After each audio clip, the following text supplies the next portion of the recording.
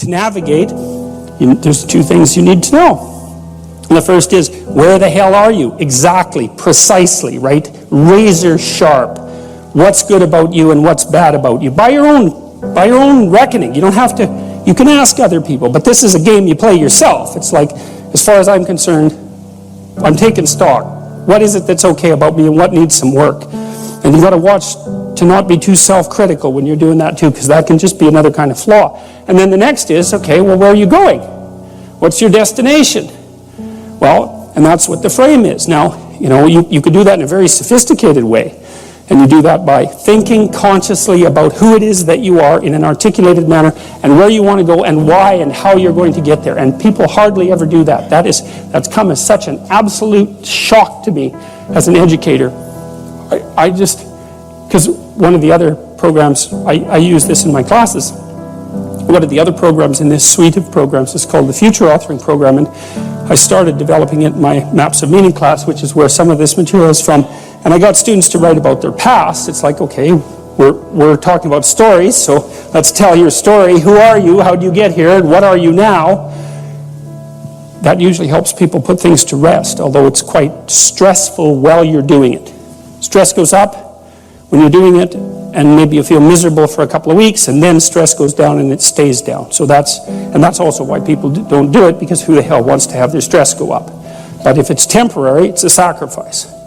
So then the next issue is, well, where are you going? And one of the things that, and this I cannot understand, these students that had been in education system for 15 years, 14 years, high-end students, most of them, not once in their whole bloody life did anyone ever get them to sit down for like a day and say, all right, justify your existence. Like, well, seriously, it's like here you are in university, you're taking a bunch of courses, you've got some sort of vague career plan. It's like, defend the damn thing a bit, since you're going to go live it and everything. You're staking everything on it. It's like, what's your damn plan? And why are you so convinced that it's not the plan of a babbling fool? Because if you haven't thought about it, then it is. And if you really want to go out there and live that out, one of the things Carl Jung said was that you're in a story, whether you know it or not.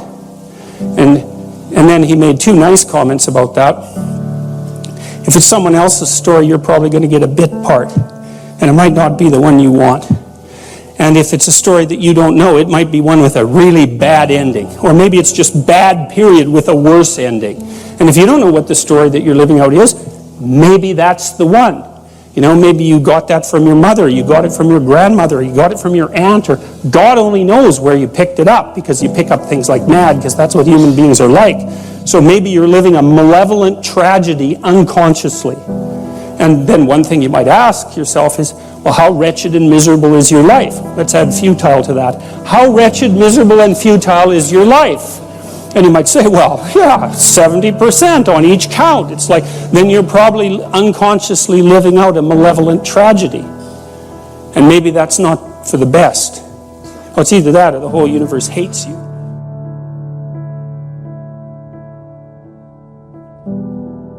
Getting away plus getting forward are separate motivational systems, and if you can add them together, it's real potent. And part of the reason why in the future authoring exercise that you guys are going to do as the class progresses, you're asked to outline the place you'd like to end up, which is your desired future, and also the place that you could end up if you let everything fall apart, is so that your anxiety chases you and your approach systems pull you forward. You're maximally motivated then. And it's important because otherwise you can be afraid of pursuing the things that you want to pursue, right? And that's very common. And so then the fear inhibits you as the promise pulls you forward, but it makes you weak because you're afraid. You want to get your fear behind you, pushing you. And so what you want to be is more afraid of not pursuing your goals than you are of pursuing them. It's very, very helpful.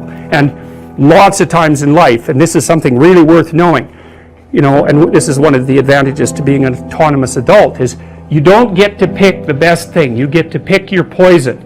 You have two bad choices, and you get to pick which one you're willing to suffer through.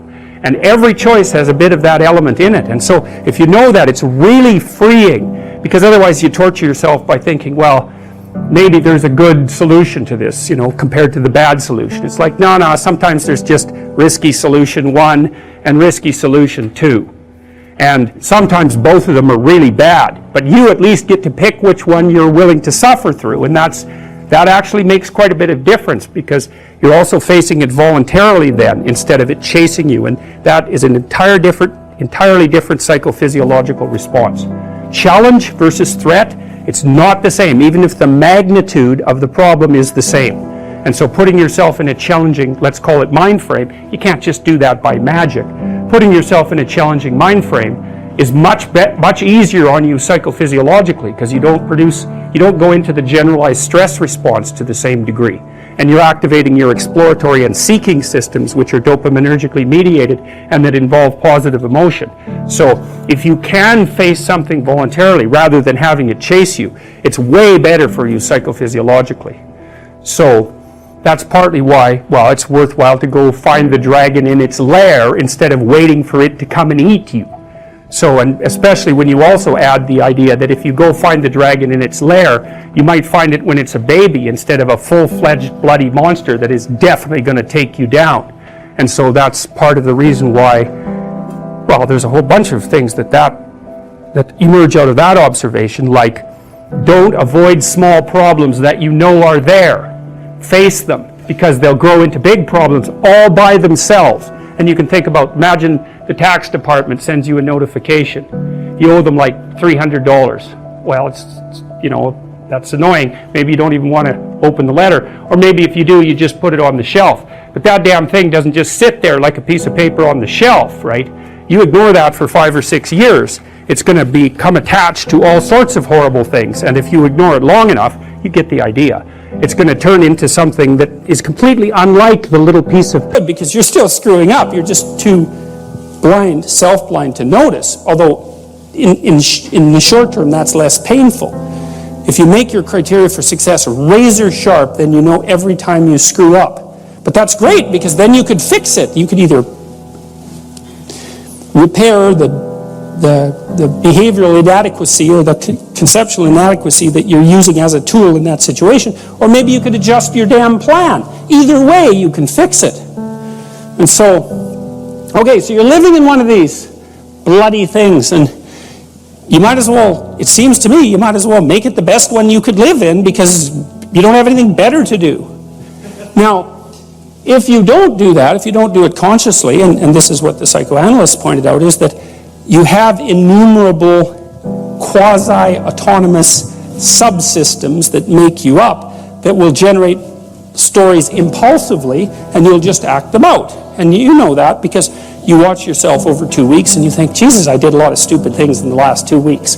And you think, why? And it's because you're a collection of somewhat random quasi-autonomous personality units, and lacking a leader, they're just going to fire off whenever they want, First you're hungry, then you're thirsty, then you want to go to bed with your wife, Then you want to sleep in, then you want to tell your boss off, then you want to curse at the guy that cuts you off in traffic. It's like, you're kind of like a 2-year-old, just it's one emotional frame after another vying for dominance. There's no overarching hierarchy, and there's no king at the top.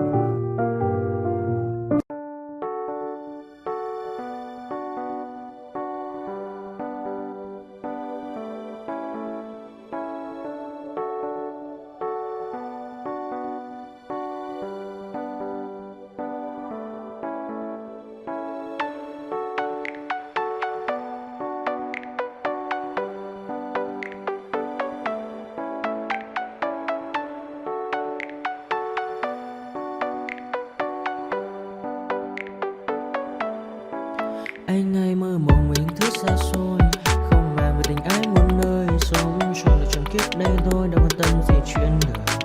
Thế mà lại ngâm tương tư, ông tầm bà mút xe tơ, đêm nằm trộm nhớ mơ mơ về ai. Thì ra anh yêu rồi, từ ánh mắt nụ cười, từ đôi môi gọi mưa sao xuyến lòng anh. Thì ra mê em rồi, ngày hay đêm ôm lời, chỉ nghĩ đến em thôi, đó là do anh đã yêu rồi, anh đã yêu rồi, anh đã yêu rồi. Oh, oh, anh đã yêu rồi, anh đã yêu rồi, anh đã yêu em mất rồi.